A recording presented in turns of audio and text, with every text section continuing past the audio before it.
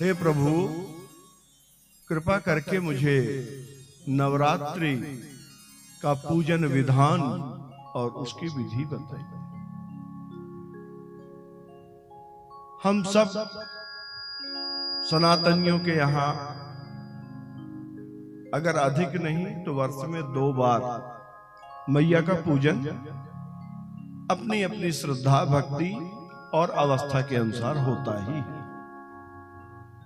ये हमारी जो माताएं बहनें यहां विराजमान हैं, बड़े भाव से सभी मैया की सेवा में संलग्न हैं। हम सब प्रश्न इतना उठता है, बहुत से प्रश्न होते हैं। व्यक्ति को सम्यक विधि जो प्रमाणित हो, किसी से पूछिए कुछ बताता है, किसी से पूछिए कुछ बताता है। कम से कम एक ऐसी विधि मिले जो प्रमाणित हो और सर्वमान्य, जिसका हम अनुसरण कर सकें। श्रीमद् देवी भागवत में नवरात्रि विधान, उसके व्रत, मां जगदम्बा के पूजन की विधि, कन्याओं के पूजन, कन्याओं के भोजन की विधि वर्णित। मैं इस ग्रंथ के माध्यम से आप सबके समक्ष सूक्ष्म में इस विधि को प्रस्तुत करने का प्रयत्न करूंगा, और यदि आप लोगों को उचित लगे तो आप लोग या तो डायरी में नोट कर सकते हैं या अपने मोबाइल में रिकॉर्ड भी कर सकते हैं। इस चीज की आप सबको विशेष आवश्यकता पड़ेगी। जब नवरात्रि प्रारंभ हो, 4 नवरात्रे हैं, 2 प्रत्यक्ष हैं। एक ये चैत्र की जो चल रही है नव संवत्सर के प्रारंभ में, दूसरी कुंवार में, और 2 गुप्त नवरात्रे हैं। एक माघ मास शुक्ल पक्ष प्रतिपदा से नवमी तक, और दूसरी आषाढ़ शुक्ल पक्ष प्रतिपदा से लेकर नवमी तक। ये 2 गुप्त नवरात्रि।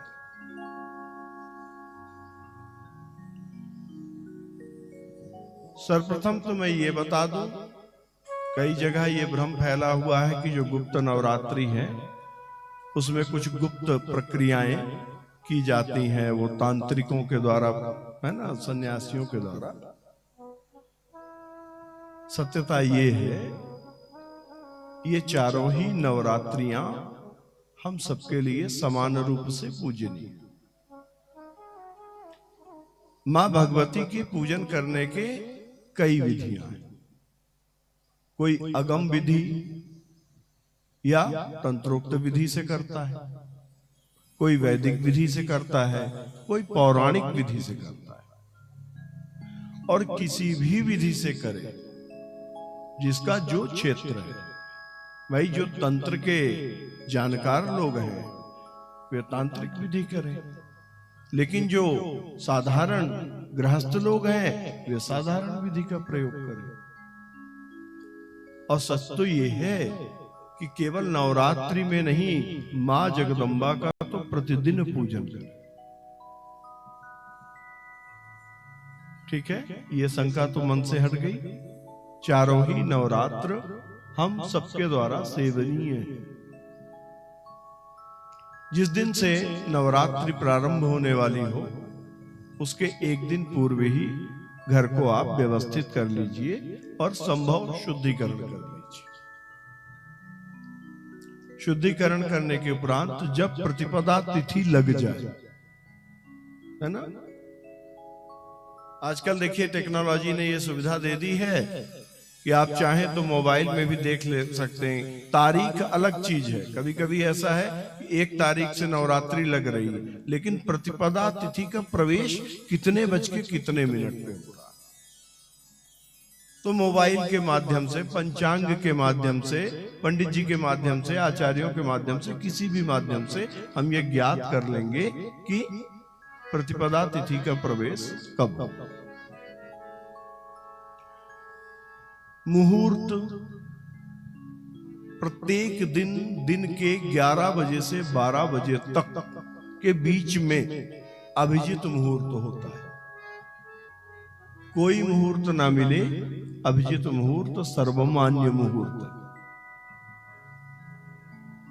ठीक है। और 11 बजे तक में आपके स्नान, ध्यान, घर के जो आवश्यक कार्य हैं वो सब संपन्न भी हो जाएंगे। अपने इसको एक हाथ कहते हैं, ये कोहनी से लेके और ये मध्यमा उंगली तक की जो दूरी है, इसको एक हाथ बोलते हैं। ये हर व्यक्ति का साइज अलग अलग होगा। अपने हाथ से एक मौली धागा से नाप लीजिए, उसे 4 गुना कर लीजिए, यानी 4 हाथ लंबी और 4 हाथ चौड़ी। इतने क्षेत्र को आप गाय के गोबर से लीप लीजिए। गाय के गोबर से लीपना संभव न हो तो बालू है, शुद्ध बालू है, आप उसे चाल लीजिए, कंकड़ पत्थर हटा के, और उतने एरिया में आप बिछा लीजिए। गंगा मैया की या किसी पुण्य नदी की थोड़ी बहुत बालू हो, ऊपर से आप छीट लीजिए। उसके मध्य में आप आटे से, रंगोली से, कलर किए हुए चावल से आप अष्टदल कमल बना लीजिए, जिसको आप लोग क्या बोलते हैं, चौक बना लिया। आपके पास जो हो, मिट्टी का हो, तांबे का हो, पीतल का हो, अष्टधातु, पंचधातु, चांदी का, सोने का, 2 नहीं लेना बल्कि 3, प्लास्टिक का, एल्यूमिनियम का और स्टील का। 3 नहीं लेना, मिट्टी का ले लेना। बाकी उसके अलावा जो हो, तांबा हो, पीतल हो, कांसा हो, चांदी हो, सोना हो, आप ले। उस कलश को लीजिए। उस कलश को जो आपने अष्टदल कमल बनाया है उसके ऊपर स्थापित करिए। कलश के अंदर एक छोटी सी सुपारी, हल्दी की गांठ, एक सिक्का और थोड़ा सा अक्षत ये डाल दीजिए। पंच पल्लव, जो ये आम की टेरी रखने की परिक्रमा है, ये दरअसल में हम लोगों की अलाली का परिणाम है ना, हम लोगों की अलाली। पंच पल्लव कौन कौन से हैं? पहला आम, दूसरा पीपल, तीसरा बरगद, 3 हुए ना, चौथा पाकर। पाकर को शायद यहां आप लोगों के यहां गस्ती बोलते हैं, पाकर, गस्ती। और 5वां हमारे उस तरफ उमर बोलते हैं, यहां डूमर बोलते हैं, ऐसा मुझे पता चला है, ठीक है ना, जो भी बोलते हो। ये 5 के आप 1-1, 2-2 पत्ते ले आइए और कलश में जल डाल के, शुद्ध जल डाल के इसको 5 को लगा दीजिए। एक दोने या कटोरी में बिना टूटे हुए सैघे वाले अक्षत, जो बिल्कुल सैघा है वो अक्षत, जो जरा सा भी टूटा है वो चावल। अब बिल्कुल बिना टूटा हुआ चावल कहां मिलेगा, है ना, दावत बासमती खरीद लेंगे, वो सैघा रहता है। नहीं, छत्तीसगढ़ धान का कटोरा है, बहुत धान होती। जब मौका रहा करे ना तो घर के बेटी बेटों के साथ बैठ के उस धान को छील लीजिए हाथ से, क्योंकि जो चावल गया है ना, वो चाहे जिस बासमती में गया हो, वो मशीन में प्रोसेस्ड हुआ है, उसकी ऊपरी परत छिली रबड़ के माध्यम से, उसका क्षरण हो चुका है। अब यहाँ तो आप सब राइस मिलर्स हैं, कैसे तैयार होता है मैं तो एक कल्पना के आधार पे बोल रहा हूं, आप लोग तो तैयार ही करते हैं, पर इतना पक्का है वो खंडित है। देखने में सैघा जरूर है लेकिन वो छत है, खंडित। तो धान को जब फुर्सत समय रहा करे तो उसको अपने हाथों से निकाल के, और जो बिना टूटे चावल है उसे रख ले। एक अलग पात्र, वो अक्षत। इन अक्षतों को आप केवड़ा, चमेली, गुलाब, इनमें से कोई भी इत्र मिल जाए, थोड़ा सा इत्र मिलाइए, कुमकुम मिलाइए, रंग लीजिए। किसी कटोरी या दोने में ये चावल रख दीजिए, उसके ऊपर एक नारियल जो पानी वाला है ना, गीला सूखा नारियल नहीं। तो पानी वाले नारियल पे कोई लाल कपड़ा या छोटी सी चुन्नी, इसको आप लपेट लें। मौली धागे से 3 बार, 5 बार अथवा 7 बार, जो आपको सुविधा लगे उसको बांध दीजिए ताकि वो चुनरी उड़े ना। इस नारियल को आप विराज कीजिए। बगल में आप थोड़े से अक्षत रख के उसके ऊपर एक दीपक रख लीजिए। यदि आपने घी का दीपक लगाया है तो कलश के दाहिनी ओर, और यदि तेल का लगाया है तो कलश के बाईं ओर रख दीजिए। ठीक है। इसके उपरांत अब आपको पूजन करना है। सबसे पहले भगवान श्री गणेश का स्मरण करिए, गौरी मैया का स्मरण करिए, अपने गुरुजनों का स्मरण करिए। इतना करने के पश्चात आप थोड़ा सा प्राणायाम करना है। यदि प्राणायाम ना आता हो तो शांत मन से बैठ के 5 बार जो आपके गुरुदेव ने आपको मंत्र प्रदान किया है, 5 बार आप उसको स्मरण कर लीजिए। तदुपरांत जो आपने वो कलश विराजा है ना, कलश के ऊपर जो नारियल रखा है, वो जगदम्बा का स्वरूप है। वो जगदम्बा वहीं पधारे। आप अपनी सुविधा के लिए मूर्ति स्थापित कर लें, चित्र रख लें भाव बनाने के लिए, लेकिन जो कलश के ऊपर आपने नारियल स्थापित किया है, वस्तुतः जगदम्बा का वही आसन। आप फूल से, कुश से, दूर्वा से आप उन्हें स्नान करा दीजिए। साधारण जल से, दूध से, घी से, दही से, शहद से, शक्कर से, गंधोदक। गंधोदक कैसे बनाया जाता है? गुलाब जल ले लीजिए, उसमें शुद्ध मलयागिर चंदन खोल के मिला दीजिए, अपने से घिस के 1 पंखुड़ी केसर डाल दीजिए। चंदन तो पड़ ही गया है, थोड़ा सा कपूर डाल दीजिए, जरा सा हल्दी और थोड़ा सा कुमकुम डाल दीजिए। ये गंधोदक। मेरे कहने का ये मतलब नहीं है कि जब तक ये 8-9 ना हो तो कोई पूजा नहीं कर सकता। आपके पास समय हो, उपलब्धता है तो करिए, नहीं है आप साधारण जल से स्नान करें, कोई अंतर नहीं पड़ता। ठीक है ना। तदुपरांत सर्वप्रथम क्या करेंगे? मैया को वस्त्र, यदि आपने चुनरी वगैरह कुछ लाई है वो अर्पण कर दीजिए। अगर नहीं लाए हैं तो जो मौली धागा होता है ना, तो मौली धागा को ऐसा, ये एक 4 अंगुल है ना, ये तो ऐसे 12 अंगुल से कम ना हो, ऐसे आप 2 टुकड़े मौली धागा के तोड़ के उसी नारियल पे अर्पण कर दीजिए। माता जी ये मैं आपको वस्त्र दे रही हूं। तदुपरांत उनको यज्ञोपवीत अर्थात जनेऊ अर्पण कीजिए। इस बात पे बहुत झगड़ा होता है। लोग कहते हैं माता जी तो देवी हैं, वो कैसे जनेऊ पहनेंगी? तो एक बात अच्छे से जान लीजिए, माता जी न देवी है न देवता, न वो स्त्री है और न पुरुष। आग, कुछ लोग कहते हैं अग्निदेव हैं और कुछ लोग कहते हैं ज्योति मैया है। अब आप खुद ही निर्णय कर लीजिए, वो मैया है या पिताजी हैं। ठीक ना। तो वो तेजस स्वरूपिणी, तेज पुंज स्वरूपिणी। सिर्फ हमें ऐसा आभास होने लगता है कुछ शब्दों को सुन करके कि ये स्त्रीवाचक है। ठीक है ना। तो ये केवल दृष्टि का भेद है, वो एक ऊर्जा के रूप में है, ज्योति के रूप में है ना। आप सब देवियों से मैं क्षमा मांग के एक थोड़ा सा विनोद करना चाहता हूं। आप में से यदि किसी का नाम ज्योति रखा जाए तो बड़ा प्यारा लगता है ना, और यदि किसी का नाम अपन आग रख दें, जबकि वस्तुतः दोनों एक ही। बस ऐसे ही कई शब्द हैं जिनको श्रवण करने पे हमें ऐसा लगने लगता है कि ये स्त्रैणवाचक है और ये पुरुषवाचक है।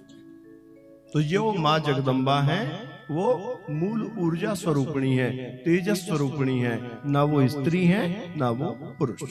अस्तु, आप बड़े आराम से यज्ञोपवीत अर्पण करें।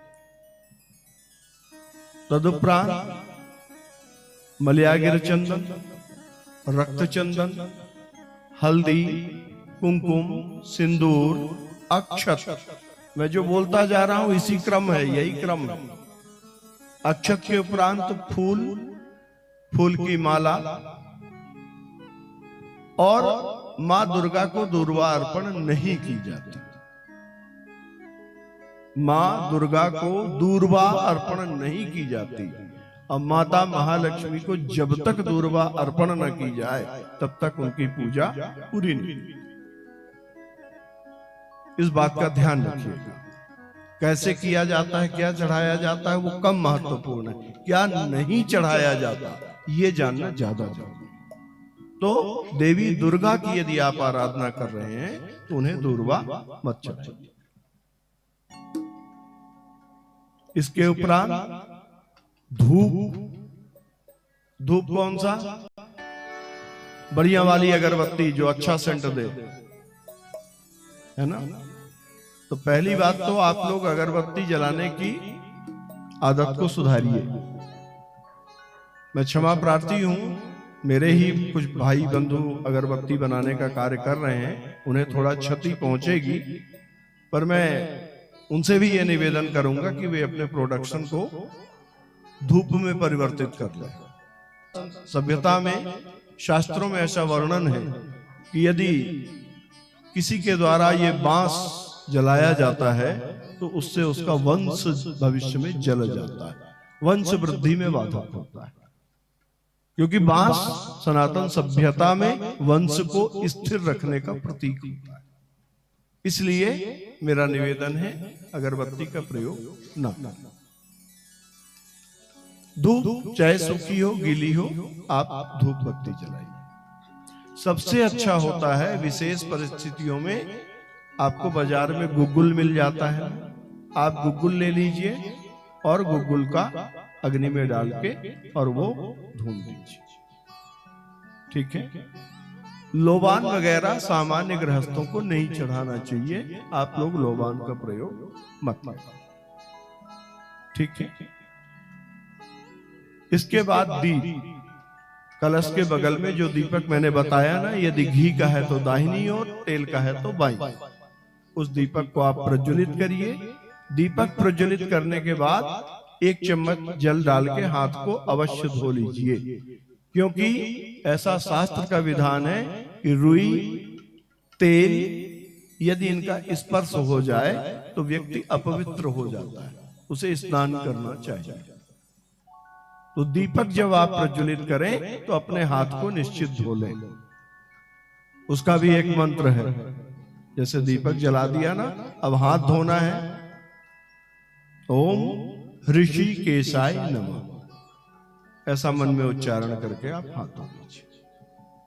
उस दीपक में थोड़े से अक्षत पुष्प अर्पण करके, और ये मानिए कि जो इस दीप की यह ज्योति है, इस ज्योति में मां परांबा का अंश है, सो पुष्प अक्षत से उसका पूजन कर दीजिए।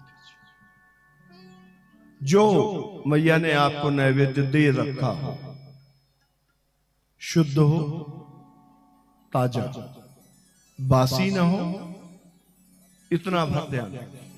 जो कुछ आपको उनने दिया वो आप नैवेद्य अर्पण कर दीजिए। है ना, उसमें भी कोई परेशान होने की जरूरत नहीं है कि हमारी मिठाई नहीं बन पाई, ये नहीं हो पाया। जो आपको उन्होंने दिया कुछ नहीं है, आप थोड़ा सा गुड़ लगा दीजिए, 2 दाने किशमिश रख दीजिए, कोई फल रख दीजिए। नैवेद्य करने के उपरांत पान, मां को पान बहुत प्रिय। पान के बाद कुछ दक्षिणा, और यदि दक्षिणा संभव न हो तो अक्षत और पुष्प। तदुपरांत प्रार्थना, अपने पूजन में जाने अनजाने किसी प्रकार की मनसा वाचा कर्मणा यदि त्रुटि हो गई है, उसके लिए हृदय से क्षमा याचना। उसके बाद मैया की जैसी स्तुति आपसे बनती हो, थोड़ा सा उनकी स्तुति का गान कीजिए।